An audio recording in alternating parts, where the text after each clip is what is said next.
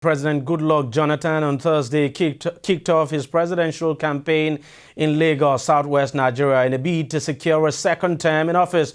Hundreds or thousands of supporters, I should say, of the People's Democratic Party gathered at the Tafawa Balewa Square in Lagos to show solidarity for the Nigerian leader.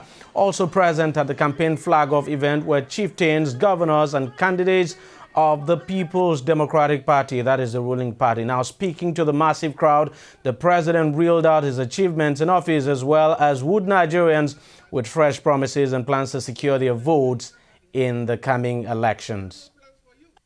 Those who say they want to take power over from PDP. I've been telling a lot of lies. They have hired people from all over the world, and those of you in the social media telling all kinds of lies, painting all kinds of color, giving you all kinds of baits that you cannot defend. And if you listen to us for the 37 places that will address these issues, you will not know where to cast your vote. They talk about insecurity, that they will fight insecurity. And you ask, are the armed forces weak? Are the Nigerians in the armed forces weak? If we have problems, what is the cause? Equipment. They don't have platforms. And somebody who wakes up and tells young people of 23 years old that he wants to fight insecurity, ask him, when he was the head of government, did he buy one rifle for a Nigerian soldier? These people did not buy anything for the Nigerian soldiers. They refuse to equip them.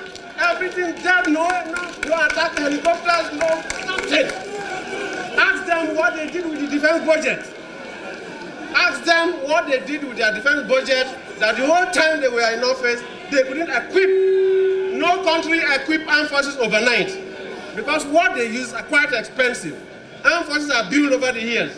No one person. Because even if you spend $10 billion today, you cannot equip the Air Force, equip the Navy, equip the Army. The capacity is built over a period of time. They refused to build the capacity. They instigated crisis, and now they are telling us they will come to fight now. Ask them, and they will answer. Now, one other major issue President Jonathan talked about in his speech was the issue of corruption. Now, over the past few weeks, the president has been criticized on his stance on corruption. Some Nigerians have described his administration as a weak government over its inability to tackle the issue. While reacting to the criticism, the president had this to say. As I said that the government is corrupt, we are not fighting corruption, but only yesterday I addressed the corruption agencies. I said, look, people are deceiving young Nigerians, that you must tell Nigerians what you are doing.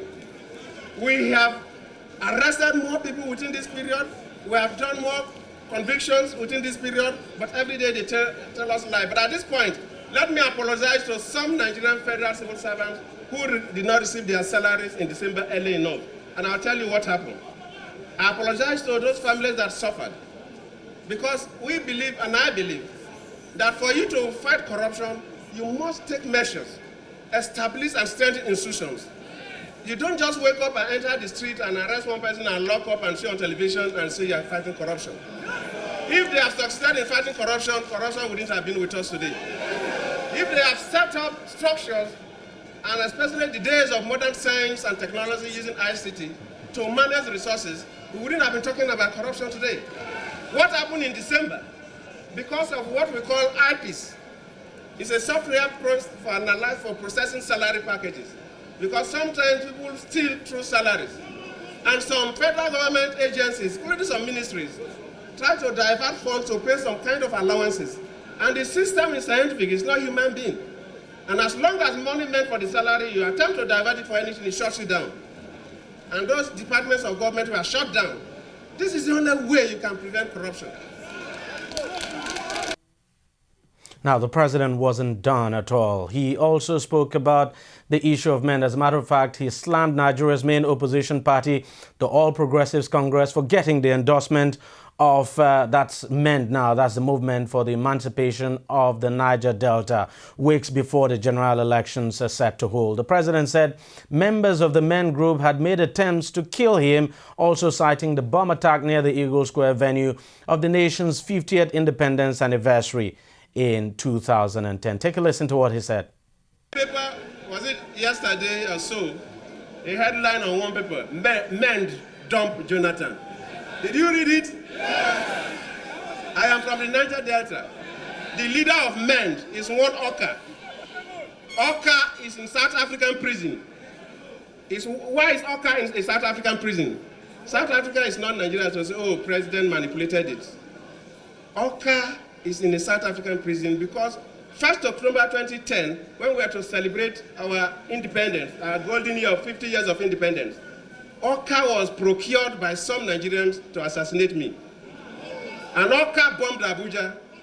The attempt was to assassinate me, but intelligence investigation from South African intelligence system and Nigerian intelligence system roped him in that plan to assassinate me, and is now in jail in South Africa. And they say men dump Jonathan. Oka that wanted to assassinate Jonathan, will he support Jonathan? And I'm told that Oka is supporting some people.